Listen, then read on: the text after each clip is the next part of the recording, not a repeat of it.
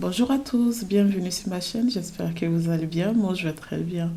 Aujourd'hui c'est une petite recette de tarte à la pomme que vous voyez à l'écran. Voilà, une belle tarte que nous allons réaliser ensemble. La décoration c'est la mienne. Voilà, du coup, je vous montre les produits qui rentrent dans la préparation de notre crème pâtissière déjà à la base. Voilà. Là j'ai pris une petite quantité de farine, sucre vanille qui va compléter notre cuillerée de sucre qui est là, des œufs et mon lait que j'ai tiédi. Voilà, c'est vraiment tiède, tiède, tiède, tiède. Voilà. Du coup, j'ai pris les jaunes d'œufs que nous allons mettre là. J'ai opté pour 3 jaunes d'œufs. Voilà, finalement. Ainsi que ma cuillère de sucre qui l'accompagne et 2 sachets de sucre vanille. Voilà. On va venir mélanger tout ça avec un fouet, bien sûr, ou une cuillère, ce que vous avez. Voilà. Ensuite, je vais venir mettre ma farine que vous avez pu voir à l'introduction. Voilà, on va mélanger tout ça et je vais incorporer mon lait au fur et à mesure. Voilà, vous voyez ce que ça donne. Voilà, il est assez léger. On va le porter au feu. Voilà, dans ma petite casserole. La cuisson est très très très très rapide. Je complète avec le reste de mon lait. Voilà. La cuisson est très très rapide. Du coup, devons remuer au fur et à mesure jusqu'à ce que notre recette épaississe. Voilà. Elle s'épaissit. Voilà, elle est déjà prête. En moins de 30 secondes, c'est prêt. Là, moi, je vais venir le conserver. Voilà. Et je vais filmer au contact. Voilà. Et nous allons réserver ça au frais, bien sûr. Voilà. Ensuite, je vais venir m'attaquer à ma pâte feuilletée qui est là. Je l'ai sorti pour le laisser à l'air pour qu'il s'assèche un peu.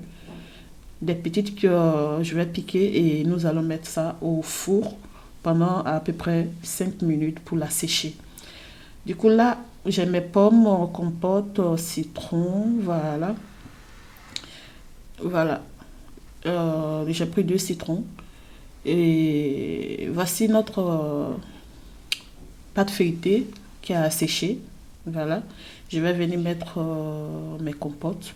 Pour ceux qui veulent faire leur fond avec la pomme, ils peuvent le faire. Moi, je ne me prends pas la tête. Du coup, j'étale mes compotes. Ensuite, je vais venir introduire ma crème pâtissière. Cette partie est facultative. Comme moi, mes enfants, ils aiment la crème pâtissière avec, du coup, j'en mets. Du coup, je ne vous montre pas cette partie où je mets la crème pâtissière. Nous allons passer directement à nos pommes que j'ai déjà lavées. J'ai enlevé l'intérieur, là, je ne sais pas comment on les appelle, les trognons, je crois. Voilà. J'ai pris à peu près 10 pommes pour faire cette petite recette. Oui, ça prend ça prend assez de pommes. Voilà. Du coup, je vais passer au montage en caméra. Et là déjà, c'est mon sirop. J'ai juste mis du sucre, du citron, du sucre vanille. Voilà. Et nous allons laisser bouillir pour que ça prenne. Voilà, du citron. On va remuer tout ça.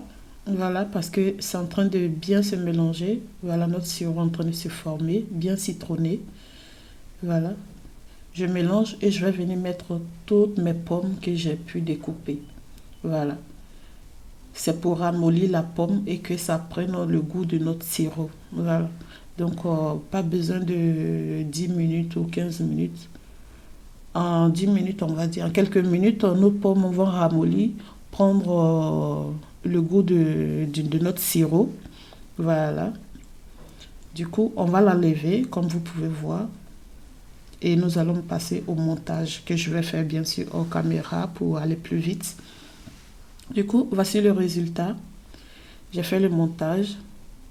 J'ai essayé de changer un peu, de leur donner une forme de fleur, de rose, on va dire. Voilà. Et nous allons passer ça au four pour à peu près 45 minutes. Voici le résultat. Notre tarte aux pommes est prête. Je vais juste passer au dressage. Voilà. Voilà notre petit dressage. Vous avez vu, notre pâte est bien dorée. Pour la brillance, j'ai juste épaissi le jus de sirop que nous avions vu précédemment. Voilà, je l'ai juste épaissi un peu et j'ai badigeonné notre petite recette avec. Vous pouvez voir que ça dégouline un peu. J'ai mis accompagné avec un peu d'arachide pour donner un peu de style et c'est très bon avec. Particulièrement les enfants ont adoré ce côté arachide. Voilà. Du coup, j'espère que ma petite recette vous aura plu. Je vous dis à bientôt pour une nouvelle recette. Et n'hésitez pas à vous abonner, liker, commenter, tout ça. Ça me permet de m'améliorer aussi. Sur ce, au revoir et à très bientôt. Merci.